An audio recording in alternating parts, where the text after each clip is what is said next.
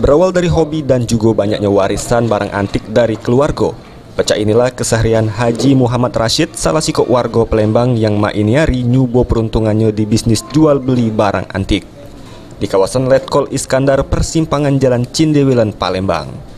Berbagai jenis barang antik dijajokennya di toko tersebut, mulai dari mesin jahit tua, televisi, radio, mesin tik, jam, lampu hias, piring antik, guci, sampai peti dan lemari besi yang identik dengan zaman kolonial Belanda.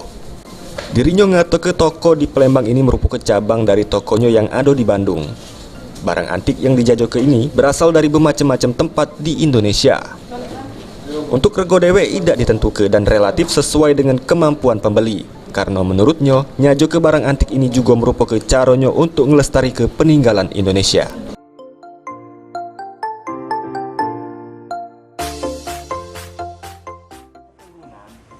Keturunan apa, kan kita kan asli orang Palembang. Jadi kita keturunan itu keturunan memang dari Kesultanan apa itu kan. Jadi kita itu memang dari kecil itu kita tuh rumah tuh memang penuh dengan barang-barang antik. Jadi orang tua dulu tuh kan saya itu senang sama barang antik. Jadi kita tuh kepelo, jadi kita tuh inget kan, oh itu dulu ini anu itu, nah itulah. Oh memang dari turun temurun jadi. Awalnya Pak Iya. Untuk barang-barang antiknya dewe ini kita datang ke dari mana Pak?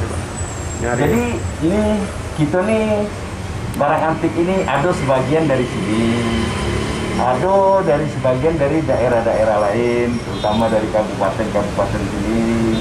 Jadi kita ini istilahnya tuh kita nih memang kita melestarikan.